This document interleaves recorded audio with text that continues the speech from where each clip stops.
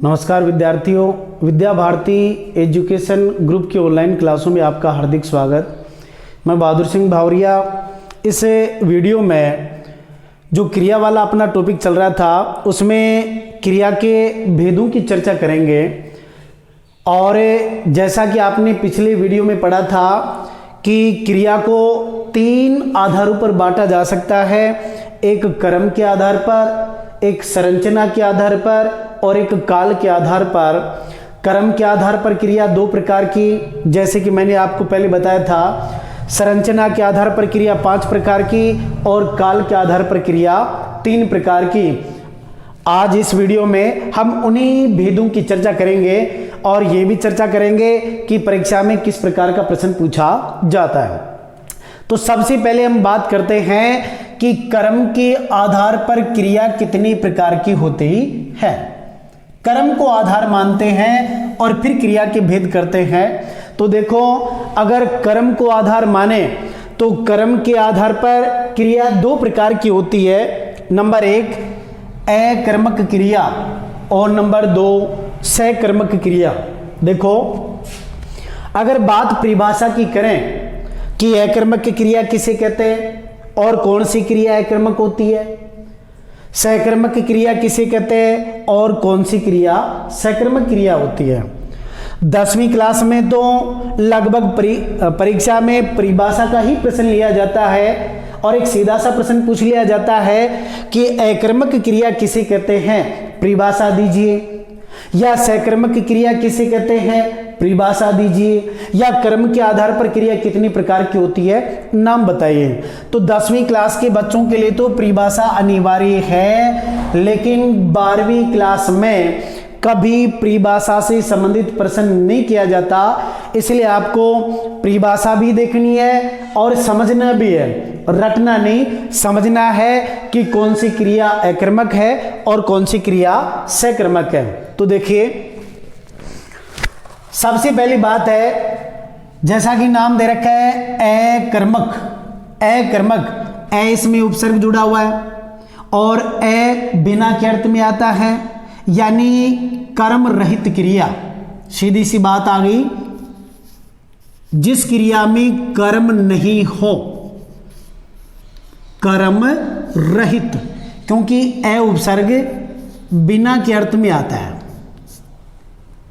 परिभाषा में बना रहा हूं, अकर्मक क्रिया। अकर्मक, ए यानी बिना, कर्म यानी कर्म, बिना कर्म की क्रिया, यानी ऐसी क्रिया जिसमें कर्म ना हो, कर्म ना हो। और अगर इसमें शब्द की तरफ देखें तो इसमें एक स उपसर्ग जुड़ा हुआ है, जिसका अर्थ होता है सहित, कर्म सहित क्रिया। स उपसर्ग का अर्थ क्या होता है, सहित।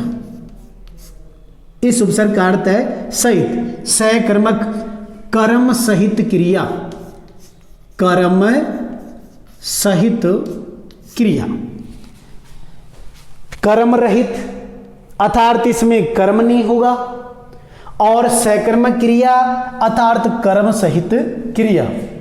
ये तो आगे शब्द के आधार की बात करें, अकर्मक ऐसी क्रिया जिसके साथ कर्म ना हो, जिस क्रिया में कर्म नहीं है उसे आप अकर्मक क्रिया कह सकते हैं। और ऐसी क्रिया जिसके साथ कर्म जुड़ा होता है उसे आप सकर्मक क्रिया कह सकते हैं। सबसे महत्वपूर्ण टॉपिक है 10वीं क्लास के लिए भी और 12वीं क्लास के लिए भी, क्योंकि पद परिचय में बहुत बार यही से प्रश्न कर लिया गया है। इसलिए आपको पहचानना अति आवश्यक है कि कौन सी क्रिया अकर्मक होती है और कौन सी क्रिया सकर्मक होती है।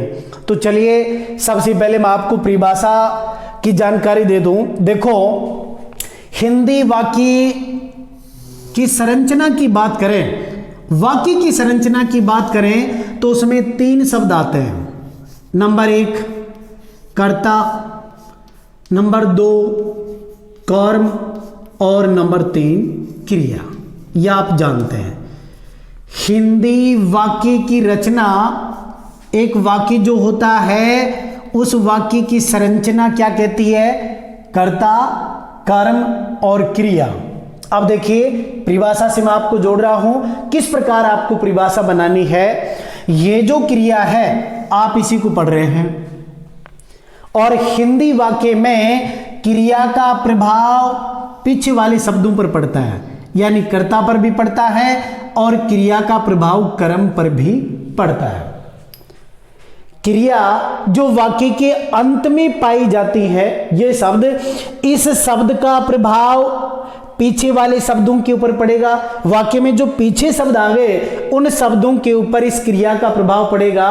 तो वाक्य में पीछे कर्ता भी आ गया, कर्म भी आ गया, और भी कई प्रकार के शब्द आ गए, उनके ऊपर क्रिया का प्रभाव पड़ेगा। अगर मैं ये कहूं कि मान लो वाक्य में कर्म नहीं हो तो प्रभाव किस पर पड़ेगा? कर्ता पर, जो कि आपकी अकर्मक क्रिया की परिभाषा बनती है। और वाक्य में अगर कर्म दे रखा है, वाक्य में अगर कर्म दे रखा है तो क्रिया का प्रभाव किस पर पड़ेगा? कर्म पर, जो कि सकर्मक क्रिया में आता है। देखिए दोबारा परिभाषा आपको किस प्रकार बनानी है, और इससे आपको याद भी रहेगी कि अकर्मक क्रिया किसे कहते हैं और सकर्मक क्रिया किसे कहते हैं। हिंदी वाक्य में वाक्य की रचना में 3 शब्द आपको मिलेंगे, कर्ता, कर्म और क्रिया। मैं ये कहूं कि क्रिया अपना प्रभाव पीछे वाले शब्दों के ऊपर डालती है, कर्ता पर भी क्रिया का प्रभाव पड़ता है और कर्म पर भी क्रिया का प्रभाव पड़ता है। अगर क्रिया का प्रभाव कर्ता पर पड़ रहा है, यानी वाक्य में कर्म नहीं है, तो उसे आप कहेंगे अकर्मक क्रिया। ये अकर्मक क्रिया हो गई। क्यों? क्योंकि वाक्य में कर्म है ही नहीं। जब कर्म नहीं है तो क्रिया का प्रभाव किस पर पड़ेगा? कर्ता पर। इसलिए इसे तो कहेंगे आप अकर्मक क्रिया। और अगर वाक्य में कर्म शब्द बैठा हुआ है तो क्रिया का प्रभाव पड़ेगा कर्म पर, इसे आप कहेंगे सकर्मक क्रिया। इसी से आपकी परिभाषा बन जाएगी। जैसे अकर्मक क्रिया की बात करें तो इसमें क्रिया का प्रभाव किस पर पड़ेगा? कर्ता पर। क्रिया का प्रभाव कर्ता पर पड़े, कर्ता पर पड़े, पहली कंडीशन। अकर्मक क्रिया में क्रिया का प्रभाव किस पर पड़ेगा? कर्ता पर। और नंबर 2, दूसरी स्थिति क्या कहती है कि इसमें कर्म नहीं पाया जाता, कर्म का विधान नहीं होता, कर्म का विधान नहीं होता। 2 कंडीशन है। परिभाषा बन गई, वह क्रिया जिसमें क्रिया का प्रभाव कर्ता पर पड़ता हो। क्योंकि वाक्य में कर्म नहीं होगा तो क्रिया का प्रभाव किस पर पड़ेगा?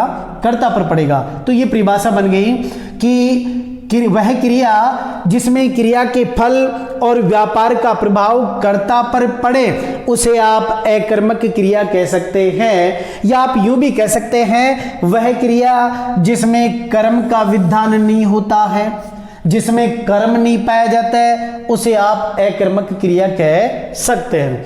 इसी प्रकार सकर्मक क्रिया की परिभाषा भी बन गई। इसमें भी 2 बातें सामने आती हैं। क्या? इसमें क्रिया का प्रभाव किस पर पड़ेगा? वह क्रिया जिसमें क्रिया का प्रभाव कर्म पर पड़े, क्योंकि इसमें कर्म पाया जाएगा, क्रिया का प्रभाव कर्म पर पड़ता हो। कंडीशन है, इसमें क्रिया का प्रभाव कर्म पर ही पड़ेगा। क्यों पड़ेगा?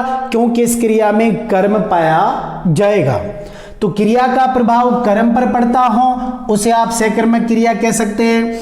और दूसरी कंडीशन यह है, जिस क्रिया में कर्म का विधान पाया जाता है, कर्म का विधान पाया जाता है, यानी कर्म पाया जाता है। 2 कंडीशन इसकी हो गई। ध्यान देना, मैंने आपको परिभाषा से जोड़ा। परिभाषा किस प्रकार आपको बनानी है? हिंदी वाक्य में कर्ता, कर्म और क्रिया 3 चीजें हैं। क्रिया का प्रभाव पीछे वाले शब्दों पर पड़ता है, यानी क्रिया का प्रभाव कर्ता पर भी पड़ता है और क्रिया का प्रभाव कर्म पर भी पड़ता है। अगर थोड़ी देर के लिए मैं ये बात करूं, अगर यहां से कर्म शब्द को उठा दें, अगर कर्म न हो तो क्रिया का प्रभाव किस पर पड़ेगा? कर्ता पर, जो कि कौन सी क्रिया होगी? अकर्मक क्रिया। यानी अकर्मक क्रिया में क्रिया का प्रभाव किस पर पड़ेगा? कर्ता पर, क्योंकि इसमें कर्म नहीं होगा। दूसरी कंडीशन क्या कहती है? अकर्मक क्रिया में कर्म का विधान नहीं होता, क्रिया के साथ कर्म का प्रयोग नहीं होता। जबकि अगर मैं यहीं पर कर्म शब्द जोड़ दूं तो सकर्मक क्रिया में क्रिया का प्रभाव किस पर पड़ता है? कर्म पर, तो क्रिया का प्रभाव कर्म पर पड़ता हो, सकर्मक क्रिया, और इस क्रिया में कर्म का विधान भी पाया जाता है। अब देखिए, ये तो बात आ गई परिभाषा की, लेकिन सबसे बड़ी बात तो यह है कि वाक्य में अकर्मक क्रिया और सकर्मक क्रिया दोनों को पहचानना आपके लिए बहुत जरूरी है। तब जाकर के ये प्रश्न आपका सही होगा कि कौन सी क्रिया अकर्मक होती है और कौन सी क्रिया सकर्मक होती है। तो आपके सामने मैं कुछ उदाहरण दे रहा हूं, जैसे कुछ शब्द लिख रहा हूं जिनका प्रयोग आप वाक्य में भी कर सकते हैं। अकर्मक क्रिया के उदाहरणों की बात करें, जैसे मैंने लिखा, एक शब्द लिखा चलना, चलना। एक शब्द लिखा मैंने जैसे रोना, एक शब्द लिखा मैंने जैसे हंसना, एक शब्द लिखा जैसे मैंने उड़ना, एक शब्द लिखा जैसे मैंने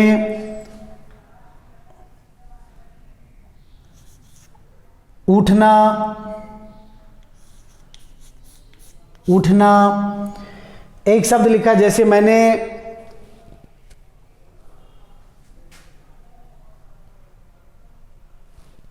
चलना, रोना, हंसना, उठना, उड़ना, जैसे बैठना। ये शब्द देखो, ध्यान देना, ये सारे के सारे शब्द क्या है? क्रिया शब्द है।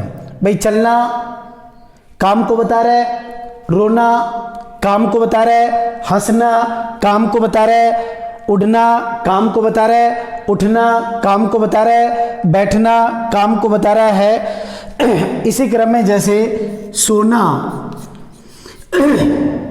कार्य का बोध करवा रहा है, ये अकर्मक क्रियाएं हैं। मतलब ये शब्द अलग हैं तो भी अकर्मक क्रियाएं हैं, और अगर इन शब्दों का वाक्य में आप प्रयोग करें तो भी उन्हें अकर्मक क्रिया कहेंगे। अब अकर्मक क्यों हैं यह भी मैं बताऊंगा। इसी प्रकार मान लीजिए मैंने इधर जैसे कुछ शब्द लिखे सकर्मक क्रिया के उदाहरणों में, जैसे पढ़ना, लिखना,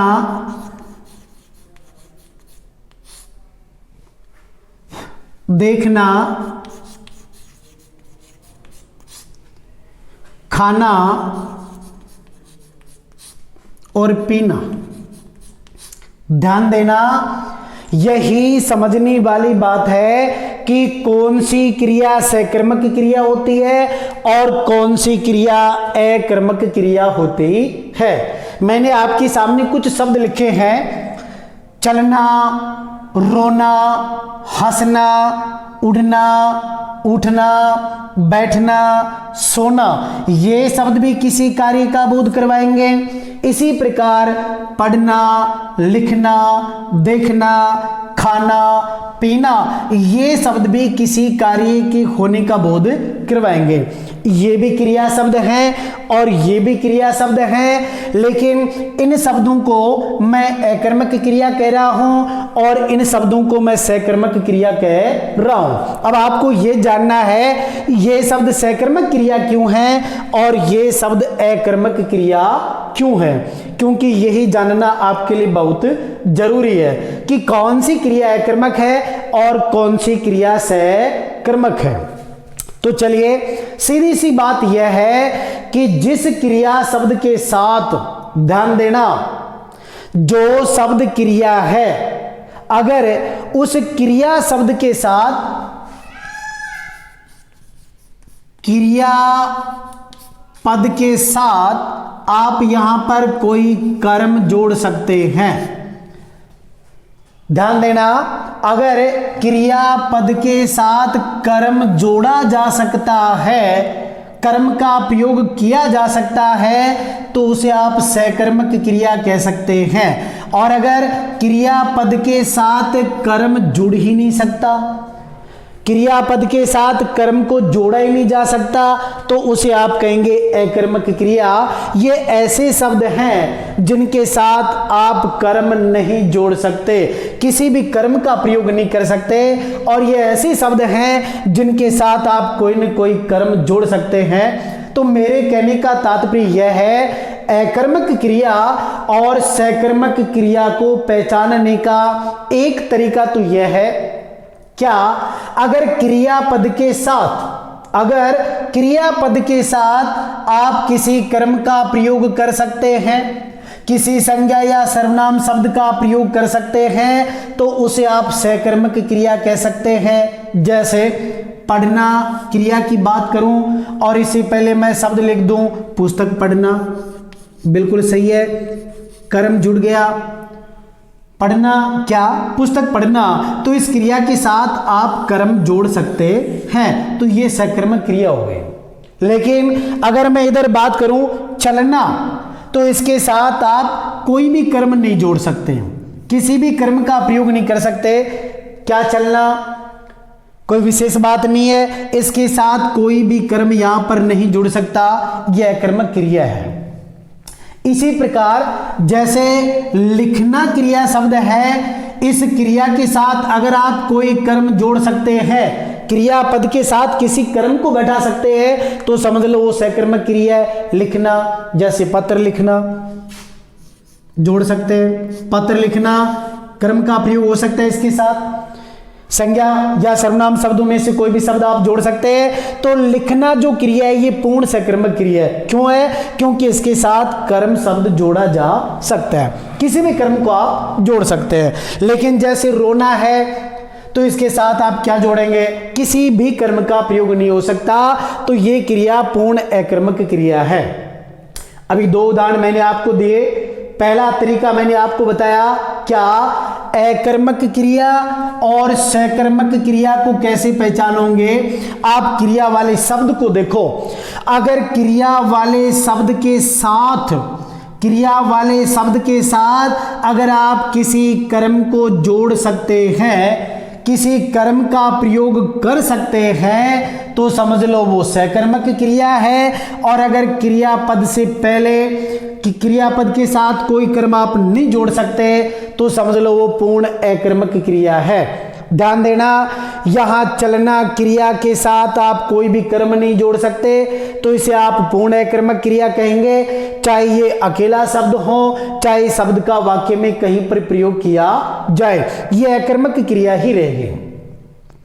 जैसे रोना क्रिया है, इस क्रिया के साथ आप पहले कोई कर्म नहीं जोड़ सकते, तो ये पूर्ण अकर्मक क्रिया है, क्योंकि इसके साथ कभी कर्म का प्रयोग नहीं हो सकता। इसी प्रकार जैसे हंसना क्रिया है, इसके साथ भी आप कोई कर्म नहीं जोड़ सकते, तो ये भी अकर्मक क्रिया है। इसी प्रकार उड़ना जो क्रिया है, इसके साथ भी आप कोई भी कर्म नहीं जोड़ सकते, इसलिए ये भी पूर्ण अकर्मक क्रिया है। इसी प्रकार उठना जो क्रिया है, इसके साथ भी आप कोई भी कर्म नहीं जोड़ सकते, तो यह भी अकर्मक क्रिया है। इसी प्रकार बैठना जो क्रिया है, इसके साथ भी आप कोई कर्म नहीं जोड़ सकते, तो यह भी अकर्मक क्रिया है। इसी प्रकार सोना जो क्रिया है, इसके साथ भी आप कर्म नहीं जोड़ सकते, तो यह भी अकर्मक क्रिया है। तो शायद मेरी बात स्पष्ट हो गई होगी, अच्छी तरह से आप समझ गए होंगे क्या कि जिन क्रिया शब्दों के साथ किसी कर्म का प्रयोग नहीं किया जा सकता, कोई भी कर्म नहीं जोड़ा जा सकता, उसे आप अकर्मक क्रिया कहेंगे। अकर्मक वे क्रियाएं होती हैं जिनके साथ आप कर्म नहीं जोड़ सकते, जिनके साथ आप कर्म का प्रयोग नहीं कर सकते। अब बात करें अगर सकर्मक क्रिया की, तो सकर्मक क्रियाएं वे क्रियाएं होती हैं जिनके साथ आप कोई न कोई कर्म शब्द जोड़ सकते हैं। जैसे पढ़ना, मैंने जोड़ दिया पुस्तक पढ़ना, तो पुस्तक क्या हो गया? कर्म। भाई कर्म का प्रयोग आप इसके साथ कर सकते हैं। जैसे लिखना, इसके साथ मैंने कर्म जोड़ दिया पत्र लिखना, भाई कर्म का प्रयोग इसके साथ हो सकता है, तो ये सकर्मक क्रिया हो गई। इसी प्रकार जैसे देखना, क्या देखना? जैसे आ गया टीवी देखना, टीवी देखना कर्म आपने जोड़ दिया, सकर्मक क्रिया है। इसी प्रकार जैसे खाना, क्या इसके साथ कर्म जुड़ सकता है? हाँ, जैसे भोजन खाना, भोजन खाना कर्म का प्रयोग हो गया, सकर्मक क्रिया है। इसी प्रकार जैसे पीना, इसके साथ आप कर्म जोड़ सकते हैं, जैसे दूध पीना कर्म जुड़ सकता है। तो मेरी बात स्पष्ट होगी, अच्छी तरह से आप समझ गए होंगे। 3 तरीके मैं आपको बताऊंगा अकर्मक क्रिया और सकर्मक क्रिया को किस प्रकार आप पहचान सकते हैं। जिस तरीके से आप पहचाने उसी तरीके से पहचान लेना। नंबर 1, जिसमें पहली कंडीशन मैंने आपको बताई, पहले भी मैंने आपको बताया था कि आप प्रभाव के आधार पर क्रिया में अंतर नहीं कर सकते, क्योंकि आपको प्रभाव का पता ही नहीं चलेगा। अगर क्रिया का प्रभाव कर्ता पर पड़ रहा है तो परिभाषा तो कहती वह कर्मक क्रिया है, तो प्रभाव को कैसे पहचानोगे? इसकी पहचान नहीं होगी। और अगर क्रिया का प्रभाव कर्म पर पड़ रहा है तो वो सकर्मक क्रिया होगी, लेकिन प्रभाव को आप कैसे जान पाएंगे? इसलिए सकर्मक क्रिया और अकर्मक क्रिया में अंतर करने का पहला तरीका तो यह है कि आपको क्रिया शब्द को देखना है, और क्रिया शब्द को देखने के बाद आपको जज करना है कि कौन सा शब्द अकर्मक क्रिया है और कौन सा शब्द सकर्मक है। तो एक बार पुनः मैं आपको बता दूं कि ऐसी क्रियाएं जिनके साथ कोई कर्म नहीं जोड़ा जा सकता, किसी संज्ञा या सर्वनाम शब्द का प्रयोग उनके साथ नहीं कर सकते, उन्हें आप पूर्ण अकर्मक क्रिया कहेंगे। जैसे चलना, आप कोई कर्म नहीं जोड़ सकते। रोना, किसी कर्म का प्रयोग नहीं कर सकते। हंसना, किसी कर्म का प्रयोग नहीं कर सकते। उड़ना, किसी कर्म का प्रयोग नहीं कर सकते। उठना, इसके साथ भी कोई कर्म नहीं जोड़ा जा सकता। बैठना, इसके साथ भी कोई कर्म नहीं जोड़ा जा सकता। सोना, इसके साथ भी कोई कर्म नहीं जोड़ा जा सकता। तो ये सारे के सारे पूर्ण अकर्मक क्रियाएं हैं। लेकिन जिन क्रियापदों के साथ आप कोई न कोई कर्म शब्द जोड़ सकते हैं, किसी न किसी संज्ञा या सर्वनाम शब्दों को जोड़ सकते हैं, तो उन्हें आप सकर्मक क्रिया कह सकते हैं। पढ़ना, पुस्तक पढ़ना, लिखना, पत्र लिखना, देखना, टीवी देखना, खाना, भोजन खाना, पीना, दूध पीना। लेकिन ध्यान रखना, अगर इन क्रियाओं का किसी वाक्य में प्रयोग किया गया है और क्रिया से पहले कर्म शब्द जोड़ा हुआ है तो ही वो सकर्मक क्रिया होगी, अन्यथा वो अकर्मक क्रिया होती है। तो देखो, यहां एक विशेष बात और आपको ध्यान में रखनी है। क्या ये क्रियाएं सकर्मक क्रियाएं भी हो सकती हैं? कब? जिसको हम पढ़ेंगे संरचना के आधार पर, जो आपको सजाती क्रिया मैंने आपको बताई थी। कई बार क्या होता है कि इसी के साथ एक कर्म जोड़ दिया, मतलब एक ही क्रिया पद से कर्म और क्रिया दोनों बन गई। जैसे हंसी हंसना, हंसी हंसना, ये सजाती क्रिया हो गई। ये सहजाती क्रिया क्यों हो गई? सहजाती, एक ही क्रिया शब्द से दोनों चीजें बन गई, कर्म भी बन गया और क्रिया भी बन गई। एक ही शब्द से कर्म क्रिया दोनों बन गई।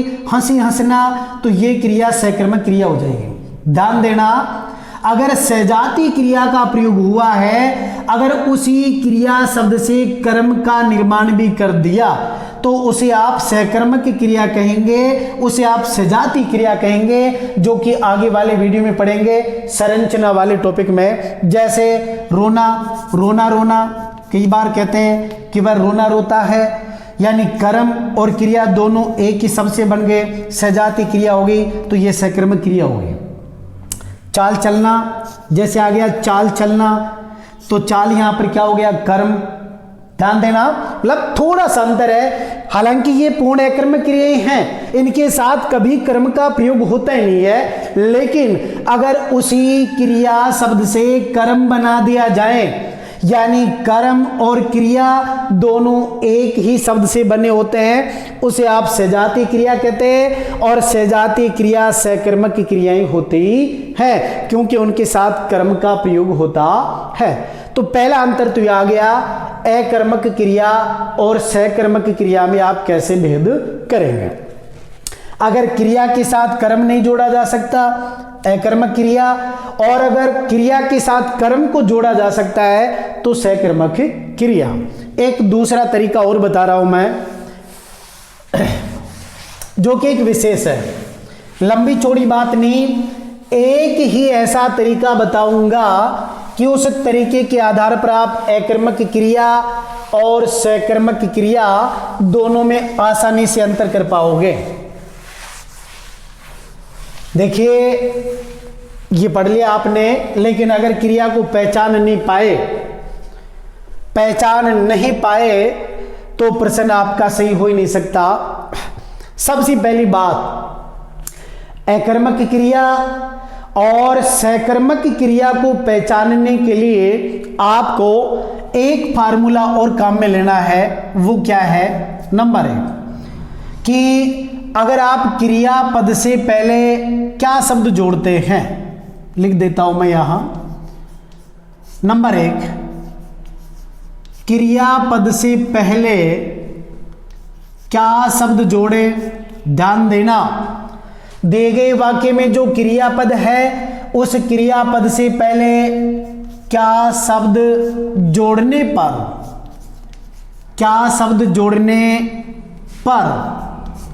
अगर संभावित उत्तर आता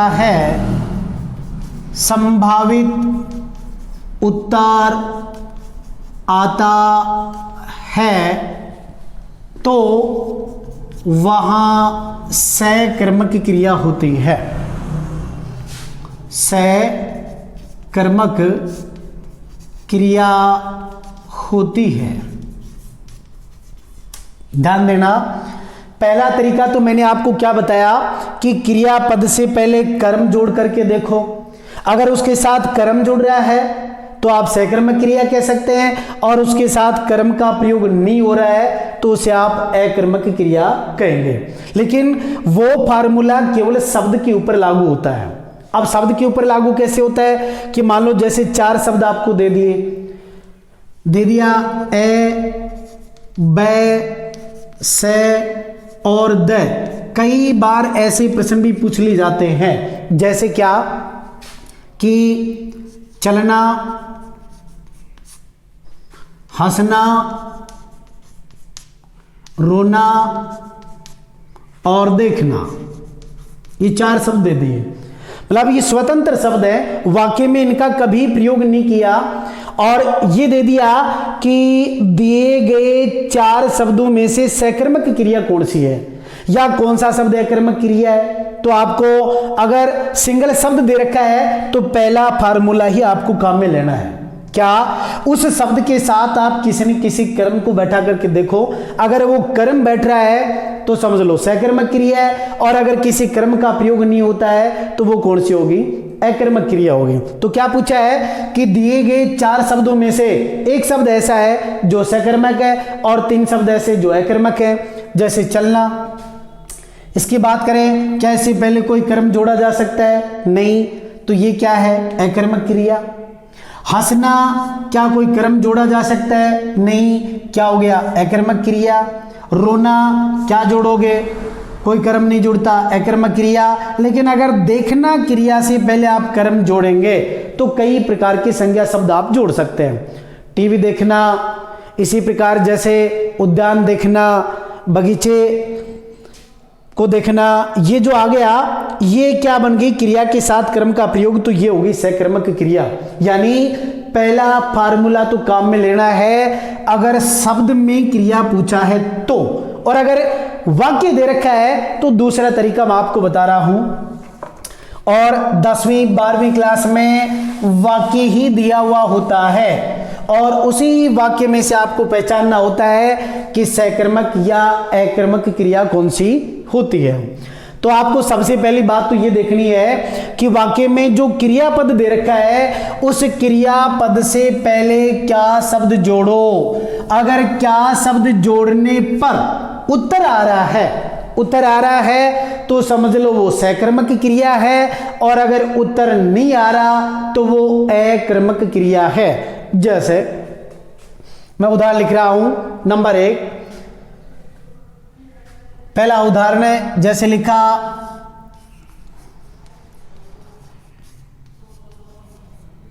अरविंद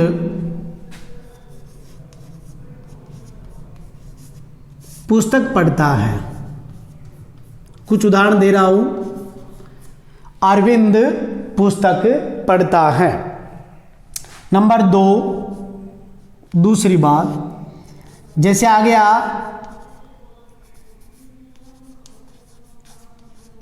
अरविंद पढ़ता है, एक ये है। और जैसे आ गया तीसरा, अरविंद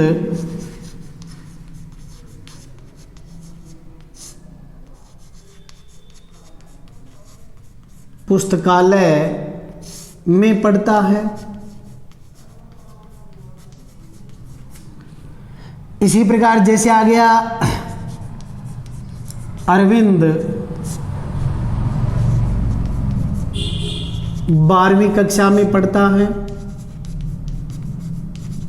12वीं कक्षा में पढ़ता है। इसी प्रकार जैसे आ गया घोड़े मैदान में दौड़ते हैं। इसी प्रकार जैसे आ गया राम बाजार जाता है। देखो ये 6 उदाहरण मैंने लिए, और इन 6 उदाहरणों से मैं अकर्मक क्रिया और सकर्मक क्रिया में भेद करने का एक आसान तरीका आपको बता देता हूं, कैसे आपको पहचानना है। मैंने अभी आपको क्या बताया कि पहला तरीका, अगर कोई वाक्य परीक्षा में दे रखा है तो उस वाक्य की पहचान आपको कैसे करनी पड़ेगी कि उसमें अकर्मक क्रिया है या सकर्मक क्रिया।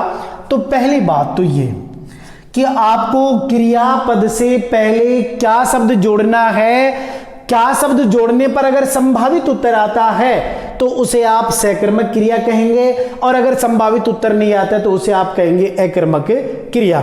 जैसे पहले उदाहरण की बात करें तो इसमें क्रियापद क्या है, पढ़ता है। भाई पढ़ता है क्रियापद है, और अगर इस क्रियापद से पहले मैं क्या शब्द बैठा हूं, अरविंद क्या पढ़ता है, क्या शब्द जोड़ने पर उत्तर मेरे पास आ गया पुस्तक। अरविंद पुस्तक पढ़ता है, क्या पढ़ता है, पुस्तक पढ़ता है, ये कर्म है, ये क्या है, कर्म है। तो क्रिया के साथ कर्म का प्रयोग हो गया, इस क्रिया को आप क्या कहेंगे, सकर्मक क्रिया। ये हो गई सकर्मक क्रिया।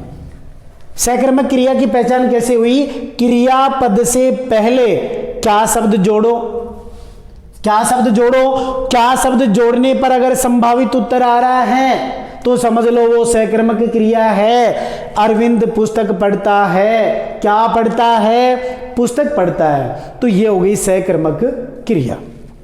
चलिए दूसरे उदाहरण में देखते हैं। 2 शब्द देखे, अरविंद पढ़ता है, वाक्य अपने आप में कंप्लीट है, पूरा अर्थ अपने आप में दे रहा है। तो देखिए अरविंद तो क्या है, करता। भाई पढ़ने का काम कौन कर रहा है, अरविंद, ये तो क्या हो गया, करता। इसमें भी अरविंद क्या था, करता। पढ़ता है क्या है, क्रिया। ठीक है, क्रिया के करने वाले को कर्ता कहते हैं। पढ़ता है क्रिया है, अरविंद यहां पर करता है। अब बीच में शब्द कौन सा बैठा है, पुस्तक, ये क्या हो गया, कर्म। दूसरे उदाहरण में देखो, अरविंद पढ़ता है तो क्या है, क्रिया। पढ़ने का काम कौन कर रहा है, अरविंद, ये क्या हो गया, कर्ता, और ये क्या है, क्रिया। तो बताइए क्या यहां क्रिया के साथ कर्म का प्रयोग हुआ है, तो ये क्रिया कौन सी हो गई, अकर्मक, कर्मक। ध्यान देना, मैं इसी अंतर को स्पष्ट करना चाहता था।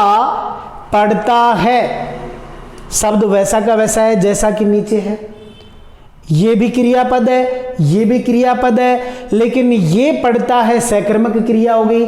क्यों? क्योंकि इसके साथ कर्म का प्रयोग किया गया है। और ये पढ़ता है जो क्रिया है ये अकर्मक क्रिया हो गई। क्यों? क्योंकि इसके साथ कर्म का प्रयोग हुआ ही नहीं है।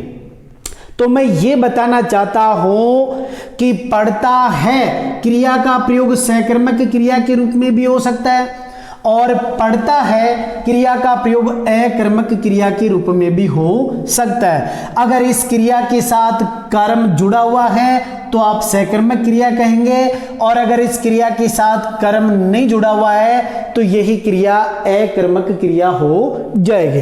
तो ये क्रिया होगी अकर्मक और ये क्रिया होगी सकर्मक। चलिए आगे चलते हैं, तीसरा उदाहरण देखते हैं।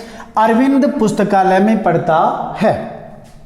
इसमें क्रियापद तो क्या है? ध्यान देना, क्या से ही मतलब दूसरे फार्मूले में आपको जाने की आवश्यकता ही नहीं है। क्या शब्द जोड़कर ही आप सही उत्तर पा सकते हैं कि क्रिया अकर्मक है या क्रिया सकर्मक है। हालांकि अकर्मक और सकर्मक क्रिया को जानने के मैं 3 तरीके आपको बताऊंगा, लेकिन एक ही तरीका आपके उत्तर के लिए काफी है। तीसरा उदाहरण देखते हैं। अरविंद पुस्तकालय में पढ़ता है। इसमें क्रियापद क्या है? पढ़ता है। भाई ये क्रिया है, मानते हो। और पढ़ने का काम कौन कर रहा है? अरविंद। ये क्या हो गया? कर्ता। सही है, ये कर्ता कारक और ये क्रिया। अब आपको तो यही तो चेक करना है, यही तो जांचना है कि बीच वाला ये शब्द है ये कर्म है या नहीं। सबसे मुश्किल वाली बात तो यही है। बहुत सारे बच्चे ऐसे होते हैं जो कर्ता और क्रिया के बीच में आने वाले प्रत्येक शब्द को कर्म मान लेते हैं। कर्ता और क्रिया के बीच में आने वाले प्रत्येक शब्द को कर्म मान लेते हैं, जबकि मैं आपको यह बताना चाहता हूं कि कर्ता और क्रिया के बीच में आने वाला प्रत्येक शब्द कर्म नहीं है। इसी को आपको जांचना है कि ये शब्द कर्म है या नहीं, तो आपका उत्तर अपने आप स्पष्ट हो जाएगा। अगर आपने जांच लिया कि ये कर्म है तो आप सकर्मक क्रिया बता देंगे, और आपने जांच लिया कि ये कर्म नहीं है तो अकर्मक क्रिया बता देंगे। तो हम तीसरे उदाहरण की बात करें। जैसे कि पहले उदाहरण में कर्ता और क्रिया के बीच में पुस्तक शब्द बैठा था, ये कर्म है। तीसरे उदाहरण की बात करें, अरविंद करता है, पढ़ता है क्रिया और इसके बीच में एक शब्द आ गया पुस्तकालय में, तो ये जांचना है कि ये कर्म है या नहीं। आप फार्मूला आप लगाएंगे, पढ़ता है क्रिया से पहले आप क्या जोड़ेंगे? क्या पढ़ता है, क्या पढ़ता है। क्या कोई संभावित उत्तर आ रहा है? कोई संभावित उत्तर नहीं आ रहा। इसका मतलब ये क्रिया हो गई अकर्मक क्रिया। अकर्मक क्रिया। यहां कंफ्यूज में, संदेह में जाने की आवश्यकता नहीं है। आपको पुस्तकालय को कर्म मानने की आवश्यकता नहीं है कि यह शब्द कर्म कारक है।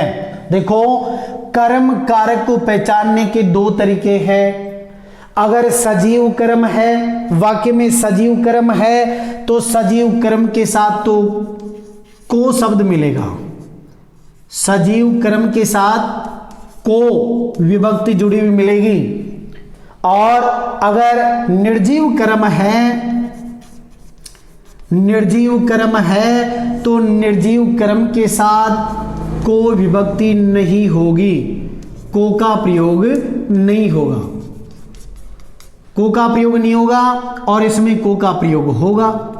ध्यान देना, ये विशेष बात है, ये विशेष बात है, क्योंकि आपको तो कर्म कारक को ही पहचानना है। अगर मान लो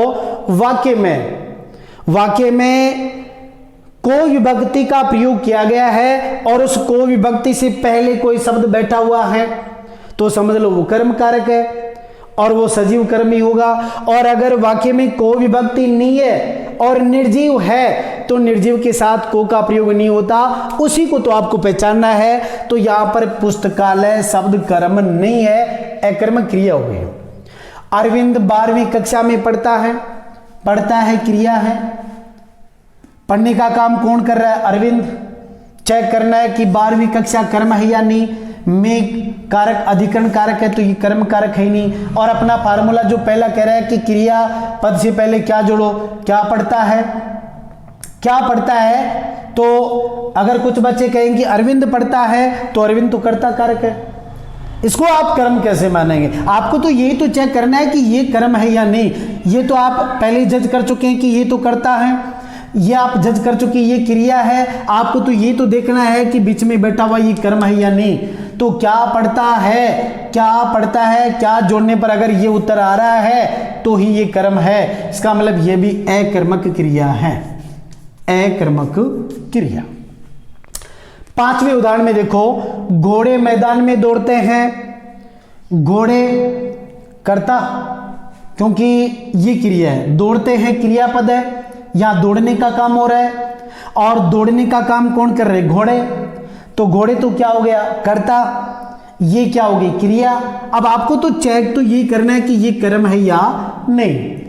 तो घोड़े मैदान में दौड़ते हैं, यहां आपने जोड़ा क्या, क्या दौड़ते हैं।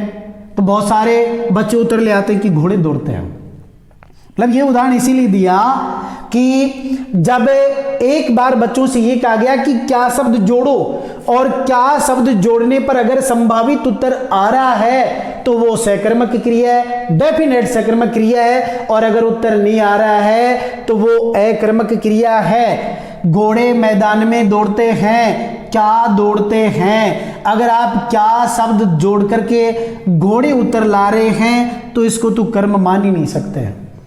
इसको आप कर्म कारक कैसे मानेंगे? क्योंकि इसको तो आप जानते हैं कि ये तो कर्ता कारक है, भाई ये तो कर्ता कारक है और ये क्रिया है। आपको तो इसी को तो चेक करना है कि ये कर्म है या नहीं। ये तो कंफर्म हो गया कि कर्ता है, ये कंफर्म हो गया क्रिया है। अब आपका प्रश्न तो यहां अटका पड़ा है, इसी को तो चेक करना है कि कर्म है या नहीं है। तो यहां पर आप जोड़, क्या शब्द जोड़ो, क्या दौड़ते हैं। अगर क्या शब्द जोड़ने पर ये उत्तर आएगा तो समझना ये कर्म है। घोड़े मैदान में दौड़ते हैं, क्या दौड़ते हैं, मैदान तो उत्तर नहीं आएगा, इसका मतलब ये कर्म नहीं है, अकर्मक क्रिया हो गई, अकर्मक क्रिया। इसी प्रकार 6वें उदाहरण की बात करें, राम बाजार जाता है, क्रियापद क्या है? जाता है। जाने का काम कौन कर रहा है? राम। ये तो क्या हो गया? कर्ता, कन्फर्म, कर्म तो नहीं, करता है। ये क्या हो गया? क्रिया। अब बच गया क्या? बाजार। इसी को तो आपको चेक करना है कि ये कर्म है या नहीं। तो जाता है क्रिया से पहले क्या शब्द जोड़ो। अगर क्या शब्द जोड़ने पर उत्तर बाजार आ रहा है तो ये कर्म है, और अगर उत्तर बाजार नहीं आ रहा तो ये कर्म नहीं है। बाजार, राम बाजार जाता है, क्या जाता है, उत्तर नहीं आ रहा, कौन सी क्रिया होगी? अकर्मक, अकर्मक क्रिया है। अब देखिए 5 उदाहरण मैंने आपके सामने रखे। आपको परीक्षा में जो उदाहरण दिया हुआ होता है, 10वीं क्लास के बच्चों को तो ये जांचना होता है कि दिए गए वाक्य में कौन सी क्रिया है, नाम बताओ और परिभाषा दीजिए, ऐसा प्रश्न लिया जाता है। तो आपको क्रियापद को देखना है, फिर आपको ये देखना है कि वो सकर्मक क्रिया है या फिर वो अकर्मक क्रिया है, और फिर उसकी परिभाषा आपको देनी है। और 12वीं क्लास में एक वाक्य जो दिया हुआ होता है उसमें क्रियापद के नीचे लाइन खींची होती है, पंक्ति खींची होती है, और पूछा जाता है दिए गए शब्द का परिचय दीजिए। तो आपको उस क्रिया की जानकारी देनी है कि वो अकर्मक क्रिया है या सकर्मक क्रिया है। तो सबसे अच्छा तरीका क्रिया के भेद को पहचानने का, अकर्मक क्रिया और सकर्मक क्रिया को पहचानने का एक ही तरीका है, और वो क्या तरीका है? क्रियापद से पहले आपको क्या शब्द जोड़ना है। अगर क्या शब्द जोड़ने पर संभावित उत्तर आता है, संभावित उत्तर आता है तो समझ लो वो सकर्मक क्रिया है, और अगर संभावित उत्तर नहीं आता है तो समझ लो वो अकर्मक क्रिया है। इसी बात को स्पष्ट करने के लिए मैं 2-3 उदाहरण आपके सामने और रख रहा हूं ताकि बात अपनी और भी ज्यादा स्पष्ट हो जाए कि अकर्मक क्रिया और सकर्मक क्रिया को किस प्रकार आपको पहचानना है। मैं कुछ उदाहरण आपके सामने रख रहा हूं। नंबर 1, जैसे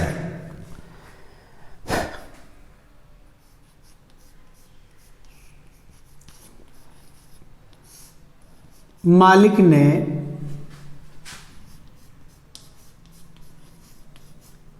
नौकर को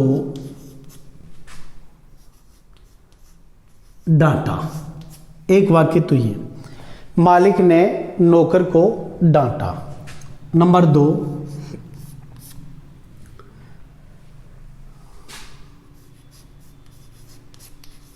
महेश धीरे धीरे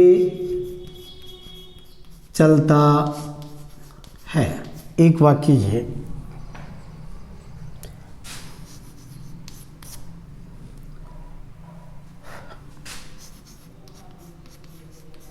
अरविंद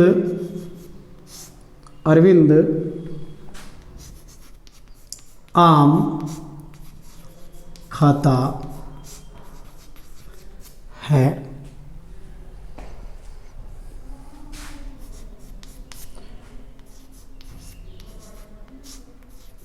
पेड़ पर पक्षी बैठा है।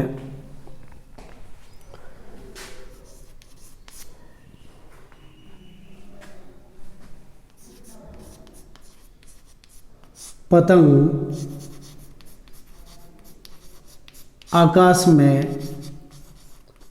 उड़ रही है।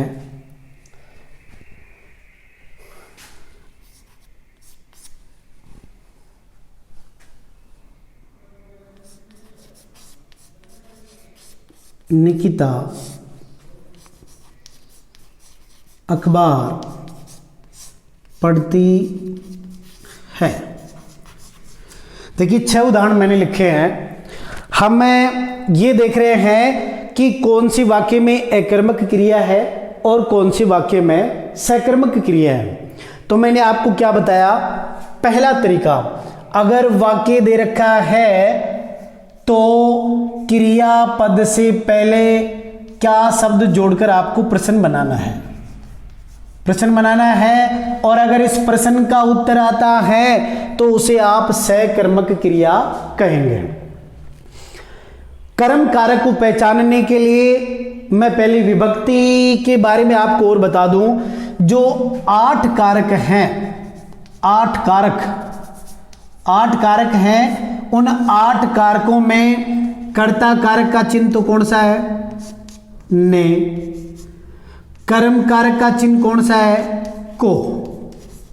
यही तो आपको पहचानना है।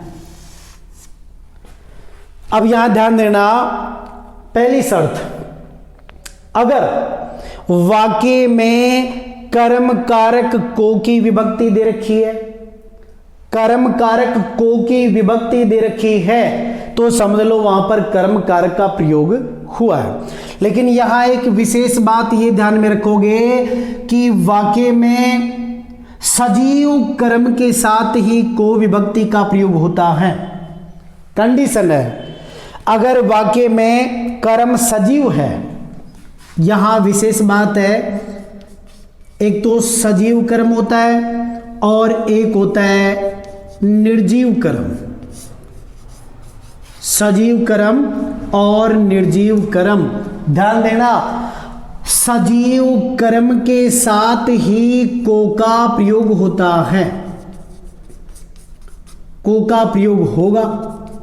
अगर कर्म सजीव है तो उसी के साथ को का प्रयोग होगा। कभी भी निर्जीव कर्म के साथ को का प्रयोग नहीं होता है।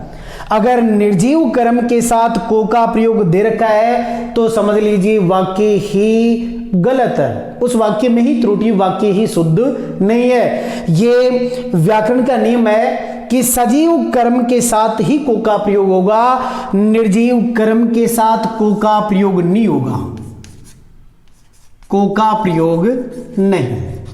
पहली तो समझने की बात यही है।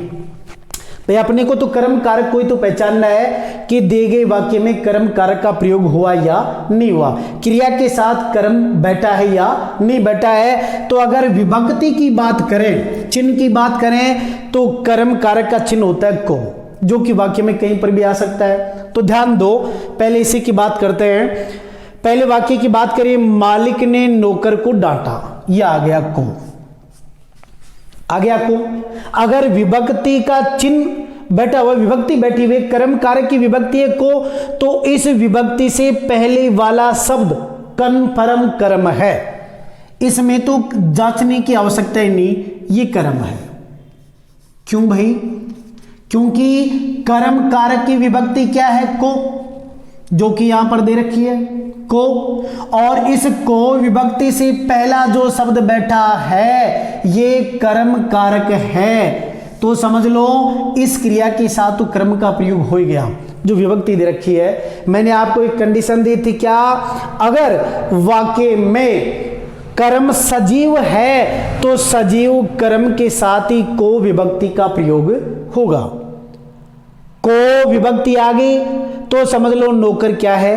कर्म है। तो इसको तो जांचने की आवश्यकता ही नहीं है, ये क्रिया कौन सी होगी? सकर्मक, सकर्मक।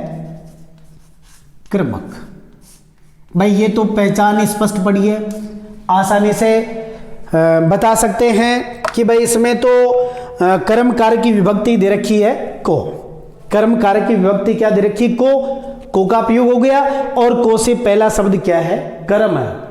ठीक है, इसी प्रकार देखो लास्ट वाले उदाहरण की बात हम पहले कर लें। निकिता अखबार पढ़ती है, इसमें देखना पढ़ती है, ये तो क्या है? क्रिया, क्रिया है। निकिता क्या है? कर्ता, क्योंकि पढ़ने का काम कौन कर रही है? निकिता। और ये क्या है? क्रिया। मानते हो? ये तो क्रिया है और ये क्या है? कर्ता। अब बच गया क्या? अखबार। अब इसी को तो आपको जांचना है कि ये कर्म कारक है या नहीं। कारक जितने भी होते हैं वो सारे के सारे कोई न कोई संज्ञा या सर्वनाम शब्द ही होगा, क्योंकि वो विकारी होते हैं, उनका आप रूप बदल सकते हैं। अब इसको आपको ये चेक करना है कि अखबार शब्द कर्म कारक है या नहीं, क्योंकि यहां पर कर्म कारक की विभक्ति भी नहीं दे रखी। भाई को का प्रयोग भी तो नहीं हुआ, ऊपर वाले में तो को का प्रयोग था, कर्म कारक की विभक्ति दे रखी थी, हमने पहचान कर ली कि ये कर्म है, कर्म है तो ये क्रिया सकर्मक क्रिया कर दी। लेकिन अगर छठवें उदाहरण की बात करें तो ध्यान देना, यहां अखबार के साथ को विभक्ति का प्रयोग नहीं हुआ, तो क्या ये कर्म है या नहीं, यही तो जांचना है। और इसी को अगर आपने सही जांच लिया तो आपका उत्तर सही है। मैंने आपको क्या बताया था, अगर कर्म सजीव है तो उसके साथ तो को विभक्ति का प्रयोग होगा, लेकिन अगर कर्म निर्जीव है, निर्जीव कर्म के साथ कभी भी को का प्रयोग नहीं होता है। अब यहां पर को का प्रयोग नहीं है। निकिता अखबार पढ़ती है तो आपको जोड़ना है क्या? क्या शब्द जोड़ना है? क्या शब्द जोड़ा? क्या शब्द जोड़ने पर यह उत्तर आना चाहिए, तभी तो इसको कर्म मानोगे। अगर क्या शब्द जोड़ने पर यह उत्तर आएगा तो ये तो करता है, इसको आप कर्म कैसे मानेंगे? तो निकिता अखबार पढ़ती है, क्या पढ़ती है? अखबार पढ़ती है। क्या पढ़ती है? अखबार पढ़ती है, तो यह है कर्म कारक, ये अपना कर्म है। और अगर ये कर्म है तो ये क्रिया कौन सी हो गई? सकर्मक, सकर्मक क्रिया। आसानी से बता सकते हैं, निकिता करता है, पढ़ती है क्रिया है। आपको देखना है कि अखबार कर्म है या नहीं। जांचने का तरीका क्या बताया? पढ़ती है क्रियापद से पहले क्या जोड़ो, अगर क्या जोड़ने पर ये उत्तर आ गया तो समझ लो ये कर्म है। क्या पढ़ती है? अखबार पढ़ती है, इसे आप कर्म कारक कह सकते हैं। इस अखबार के साथ कर्म कारक की विभक्ति का प्रयोग नहीं हुआ। क्यों नहीं हुआ? क्योंकि ये निर्जीव कर्म है।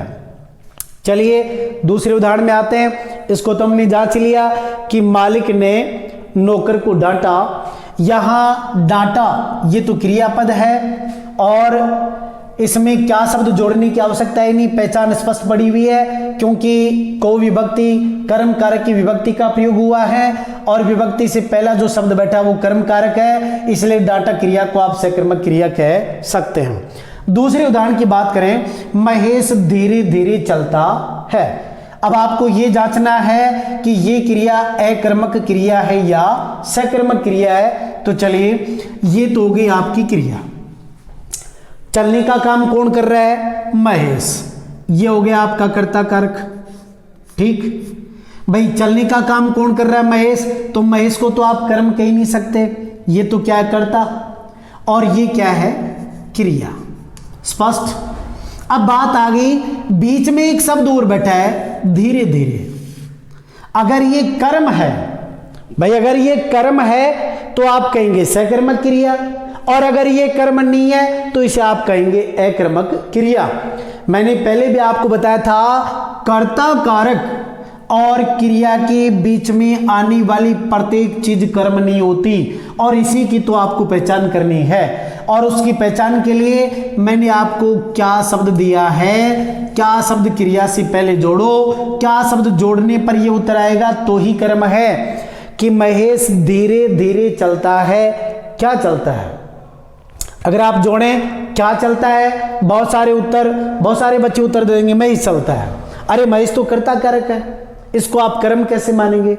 क्या चलता है? महेश चलता है, ये करता है। उत्तर तो आपका यह आना चाहिए, इसी को तो जांचना था कि ये कर्म है या नहीं है। तो क्या शब्द जोड़ने पर ये उत्तर तो नहीं आ रहा, इसका मतलब ये कर्म कारक नहीं है। और एक चीज और बता दूं कि कर्म कारक जो भी होगा ये तो रीतिवाचक क्रिया विशेषण है, जो क्रिया की विशेषता बता रहा है। अविकारी शब्दों में आ गया, इसका रूप परिवर्तन आप नहीं कर सकते, जबकि कर्म का तो रूप परिवर्तन हो सकता है। जैसे नौकर कर्म था, ये विकारी शब्द था, आप इसका रूप परिवर्तन कर सकते हैं, नौकरों बहुवचन बना सकते हैं। इसका क्या रूप परिवर्तन करेंगे? यानी कारक संज्ञा शब्द ही होते, सर्वनाम शब्द ही होते हैं, इसलिए ये कर्म नहीं है, ये कर्म नहीं है। और ये कर्म नहीं है तो ये क्रिया कौन सी हो गई? अकर्मक क्रिया।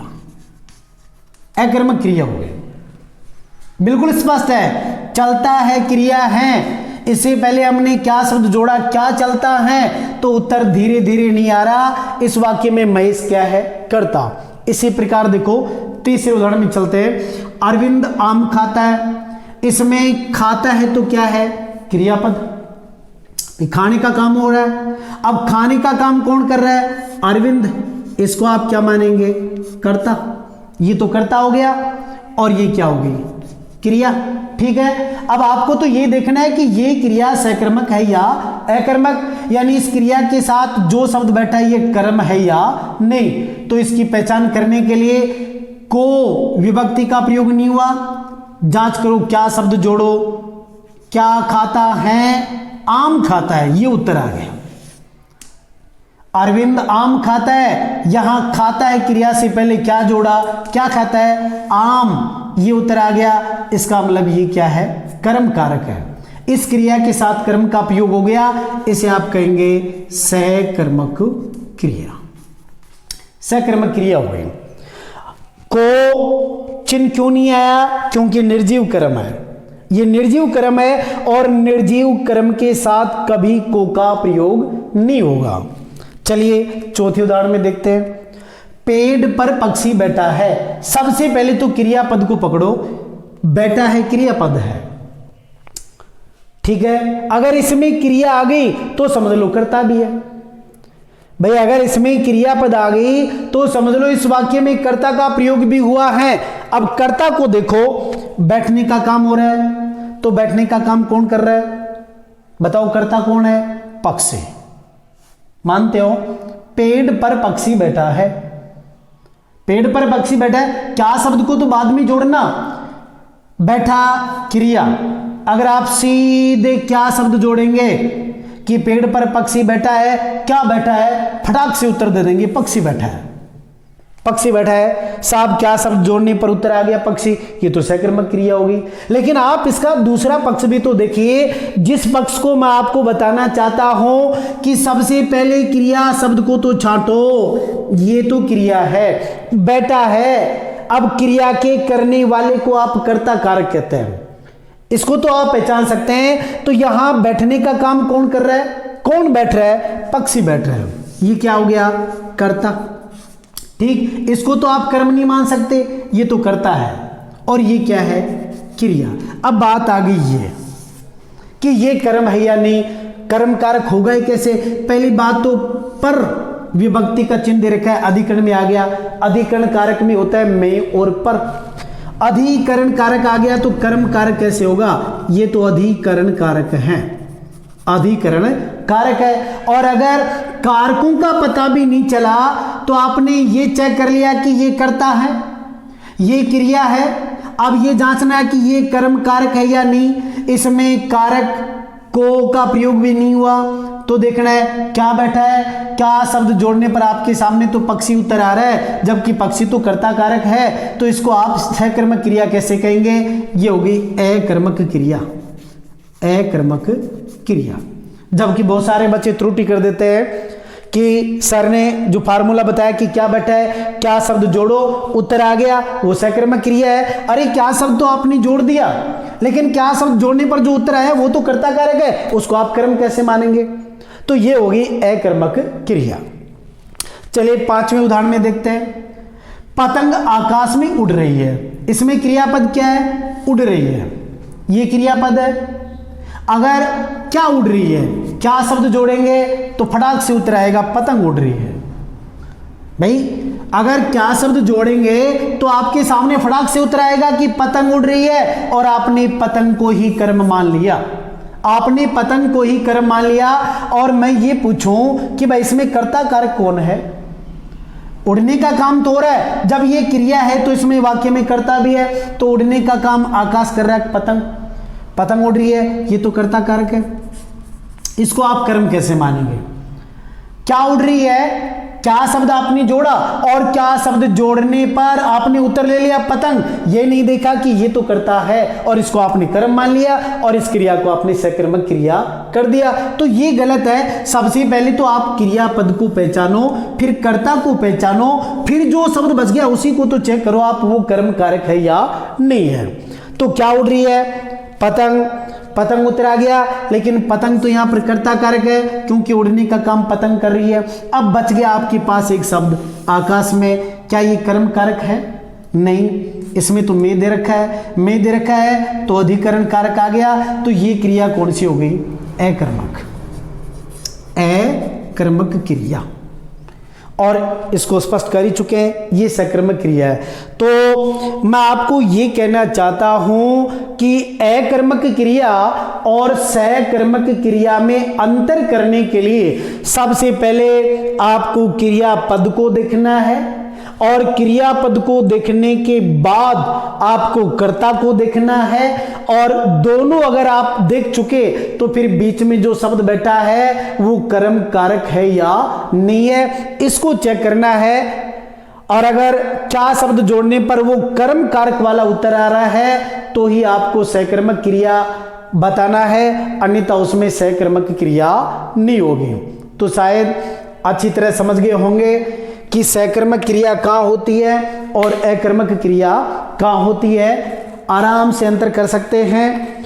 इसके 3 तरीके मैंने आपको बताया, या तो आप क्रिया से पहले कर्म जोड़ करके देखें, या आप क्रियापद से पहले क्या शब्द जोड़ें। और एक बात और मैं बता दूं, अगर मान लो क्या शब्द जोड़ने पर भी उत्तर नहीं आ रहा है, कई बार होता है कि भाई क्या वाला फार्मूला भी फेल हो गया, क्या शब्द जोड़ने पर भी आपको पता नहीं चल रहा, तो एक तरीका और है, वो क्या है,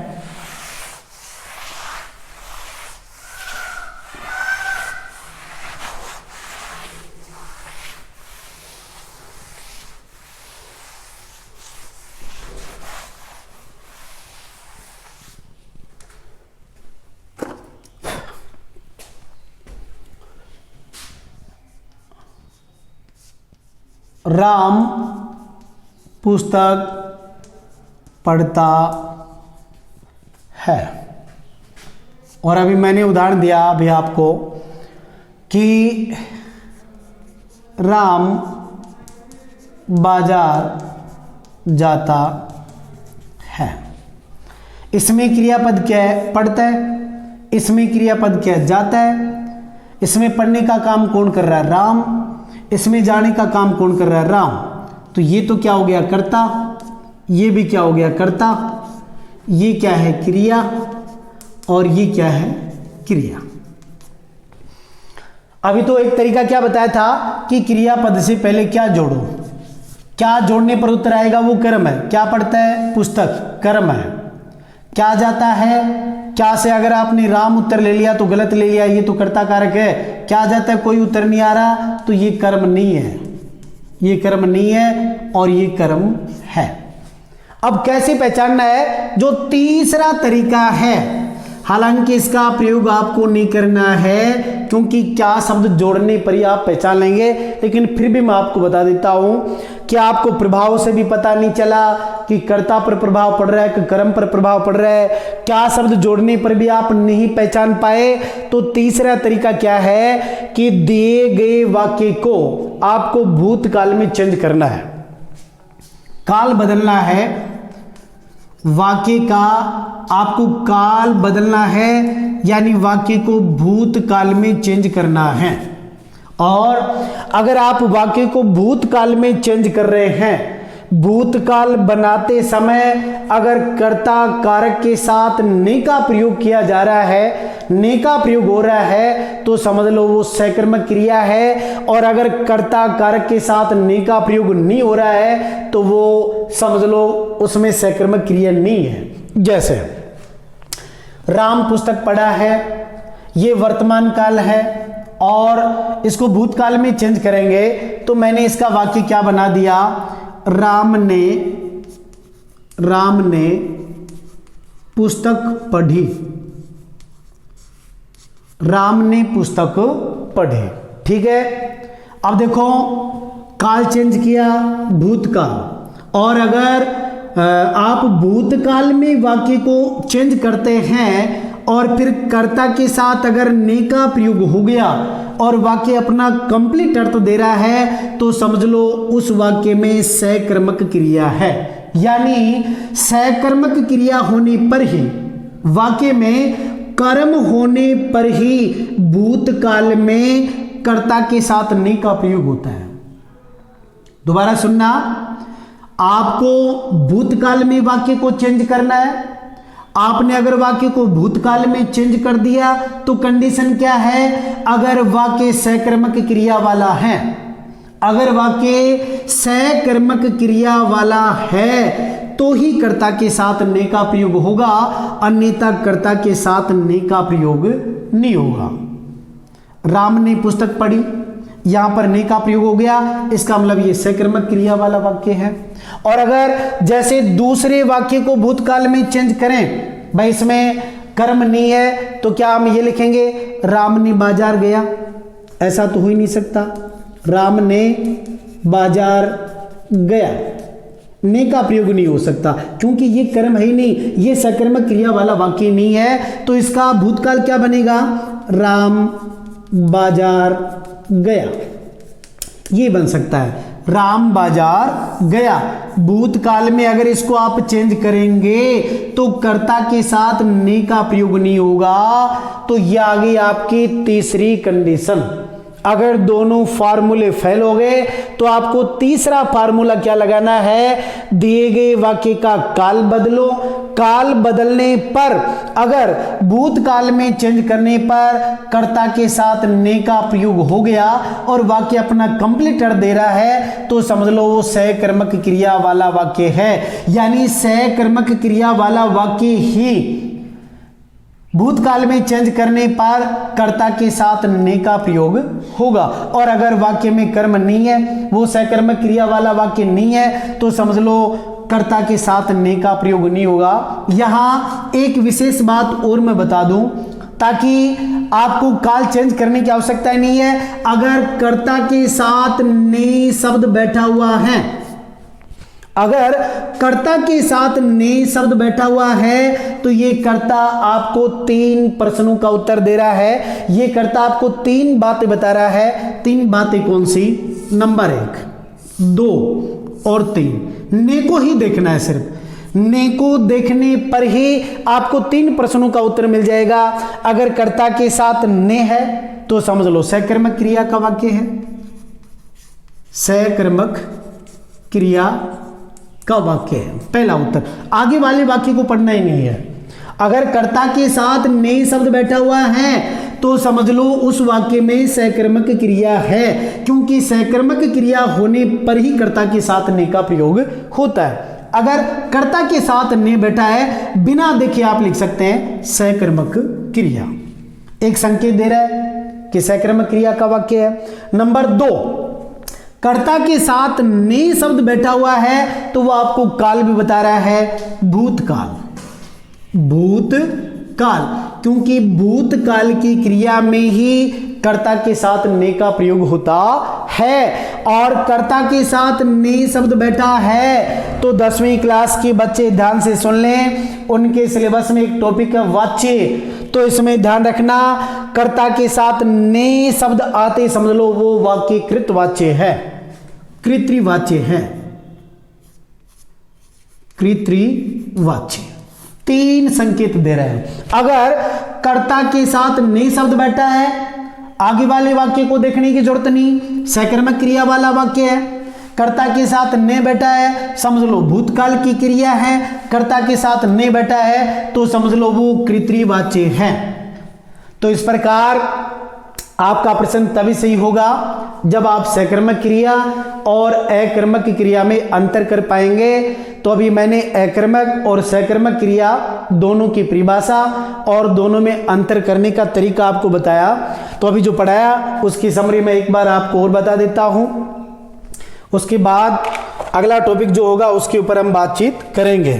अभी जो आपने पढ़ा सकर्मक और अकर्मक, तो उसका सारांश मैं आपको बता दूं। अकर्मक क्रिया और सकर्मक क्रिया सीधी सी बात है, अकर्मक क्रिया और सकर्मक क्रिया क्या पढ़ा? अकर्मक क्रिया में कर्म नहीं पाया जाता और सकर्मक क्रिया में कर्म पाया जाता है। पहला अंतर तो ये, इसमें कर्म नहीं पाया जाता, इसमें कर्म पाया जाता। परिभाषा में क्या पढ़ा? क्रिया का प्रभाव किस पर पड़ेगा? कर्ता पर। इसमें क्रिया का प्रभाव किस पर पड़ेगा? कर्म पर। अब बात आती है दोनों की पहचान कैसे पहचानना है। 3 तरीके मैंने आपको बताया। अगर सिंगल शब्द दे रखा है तो उस शब्द से पहले अगर आप कर्म जोड़ सकते हैं तो उसे आप सकर्मक क्रिया कह सकते हैं, और अगर आप कर्म नहीं जोड़ सकते तो उसे आप अकर्मक क्रिया कहेंगे। अगर वाक्य दे रखा है तो उसकी पहचान करने के लिए आपको तरीका क्या बताया? पहले क्रियापद को छांटो, फिर कर्ता को छांटो, बीच में जो शब्द आ गया वो कर्म है या नहीं, उसके लिए आपको क्रिया से पहले क्या जोड़ना है, क्या शब्द जोड़ना है। क्या शब्द जोड़ने पर अगर उत्तर आ गया तो समझ लो वो सकर्मक क्रिया है, और उत्तर नहीं आया तो वो अकर्मक क्रिया है। इस प्रकार आप अकर्मक क्रिया और सकर्मक क्रिया का भेद कर पाएंगे। ठीक है, अब कुछ उदाहरण हैं इनके जो आगे वाले वीडियो में हम लेकर के इन बातों को और भी स्पष्ट करेंगे, किस प्रकार क्रिया का पद परिचय दिया जाता है।